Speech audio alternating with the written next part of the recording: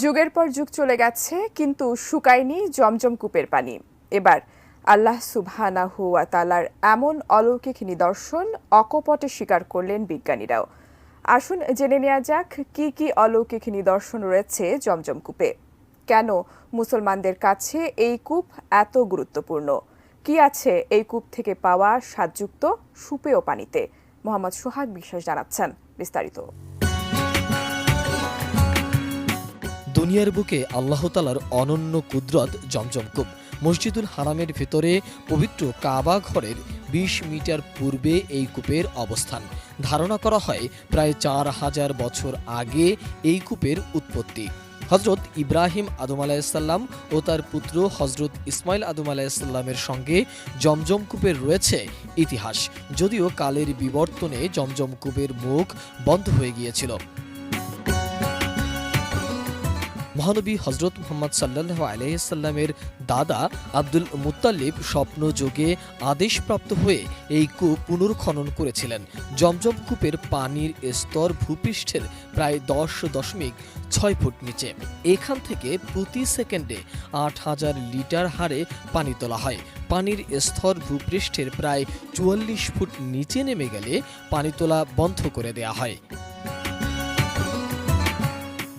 পানির স্তর মাত্র ১১ মিনিটে আবার ১৩ ফুট উচ্চতায় ফিরে আসে। জমজম কূপ থেকে প্রতি ঘন্টায় ২৮.৮ মিলিয়ন লিটার ও প্রতিদিন ৬৯১.২ মিলিয়ন লিটার পানি উত্তোলন করা হয়। এ পর্যন্ত দুইবার জমজম কূপ পরিষ্কার করা হয়েছে। ১৯৭৯ সালে তৎকালীন সৌদি বাদশাহ খালিদের নির্দেশে পেশাদার ডুবুরিদের কূপের ভিতর পাঠানো হয়। সানবিট সব দিবে সামাল। সানবিট ম্যাজিক প্রেস ডিশওয়াশিং এর মাথা ঘোরানো সলিউশন। দুইবারই এই কাজের সঙ্গে যুক্ত ছিলেন সৌদির একজন একাডেমিক ডক্টর ইয়াহিয়া খোশাক। ডুবুরিরা টর্চ লাইট দিয়ে প্রায় আধা ঘন্টার মতো কূপের ভিতরে অবস্থান করেছিলেন। সেখানে তারা দেখতে পান কূপের গভীরতা ১৯.২ থেকে ১৯.৮ মিটার পর্যন্ত। এর মধ্যে ৯ মিটার পর্যন্ত প্লাস্টার করা অংশের নিচে পানির মধ্যে ক্যাম্পাসের কার্যকারিতাও বন্ধ হয়ে যায়। একেবারে নিচে নেমে তারা ধাতব বালতি সহ বিভিন্ন পরিত্যক্ত জিনিসও দেখতে পেয়েছেন। কূপের আশপাশ থেকে সাবমার্সিবল পাম্প দিয়ে উত্তোলন করা হয়। এতে কূপের ভিতরে পানির স্তর ৫ মিটারে নেমে আসে। তখনই কয়েক মিনিটের জন্য পানির উৎস দেখতে পেরেছিলেন ডুবুরিরা। পরে জমজম কূপের পানির নমুনা সংগ্রহ করে পরীক্ষা করা হয়। পরীক্ষায় দেখা যায় জমজম কূপের পানিতে কোনো ধরনের দূষণ বা ব্যাকটেরিয়া নেই। জমজম কূপের পানিতে কোনো রং বা গন্ধ নেই, তবে এর বিশেষ স্বাদ রয়েছে। কিংসউড বিশ্ববিদ্যালয় জমজম কূপের পানি পরীক্ষা করেছে এবং তারা এর পুষ্টিগুণ ও উপাদানগুলো নির্ণয় করেছেন।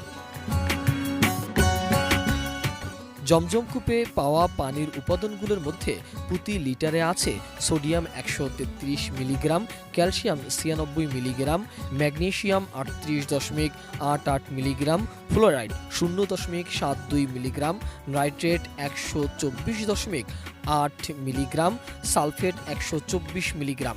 সব মিলিয়ে জমজম কূপ যেন সত্যি আল্লাহ পাকের অলৌকিক নিদর্শনেরই এক অনবদ্য প্রদর্শনী। আর এসব কারণেই হাজার বছর ধরে মুসলমানদের কাছে এই কূপ ও কূপ থেকে পাওয়া স্বাদযুক্ত সুপেয় পানি এত গুরুত্বপূর্ণ, এত আকর্ষণীয়। মোহাম্মদ সোহাগ বিশ্বাস, ডেস্ক রিপোর্ট, এটিএন নিউজ।